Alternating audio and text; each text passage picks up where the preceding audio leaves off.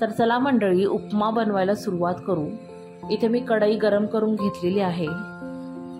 कढईमध्ये मी 3 कप जाड रवा वापरलेला आहे।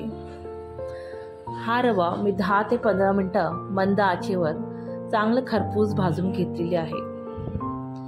एकदा रवा भाजून झाला की त्याला एका ताटामध्ये तुम्ही काढून घ्या।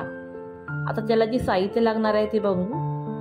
इथे मी 4 मिरच्या, कढीपत्ता, शेंगदाणे, काजू, मटार, गाजर, 2 कांदे, 1 टोमॅटो, चना डाळ, उडद डाळ, तूप, कोथिंबीर आणि हिंग घेतलेले आहे।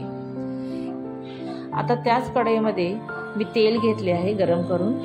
त्यामध्ये मी मोहरी घातली आहे। एकदा मोहरी तडतडली की त्यामध्ये तुम्ही मिरच्या, कढीपत्ता, शेंगदाणे आणि काजू ॲड करू शकता।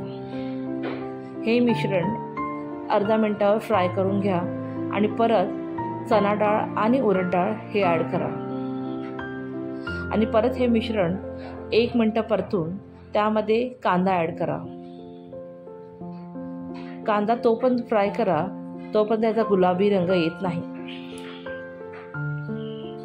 मग भाज्या ॲड करा, मटार, गाजर, आणि ह्याला चांगलं परतून घ्या।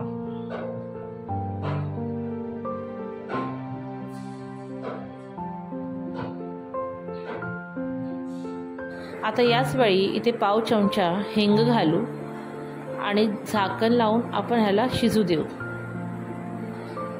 आता झाकण उघडून आपण पाहू शकतो मिश्रण चांगल्यापैकी रेडी आहे।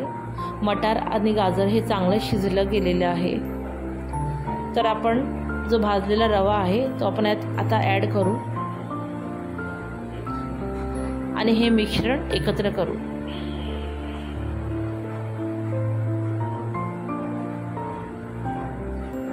आता हे मिश्रण चांगलं मिक्स झालं आहे। याच वेळी ह्यात आपण चवीपुरतं मीठ घालू। मी यामध्ये 2.5 चमचे मीठ घातलेले आहे। तुम्ही चवीप्रमाणे ॲड करू शकता।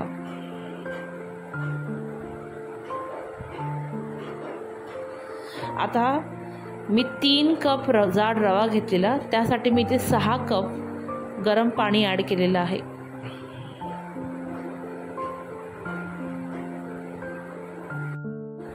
आता यावेळी आपण बारीक चिरलेली कोथिंबीर ही ॲड करून घेऊ आणि चांगल्यापैकी ह्याला एकत्र करून घेऊ। आता आपण जे गरम पाणी घातलं आहे त्याच्यामुळे रवा पाणी हे लवकर शोषून घेऊ। आता तुम्ही बघू शकता उपमा मस्तपैकी रेडी झालेला आहे। एकदम सुटसुटीत झालेला आहे। याच वेळी तुम्ही 1 चमचा तूप ॲड करा। तूप ॲड केल्यामुळे ह्याचा रंग आणि ह्याची चव उत्तम येते।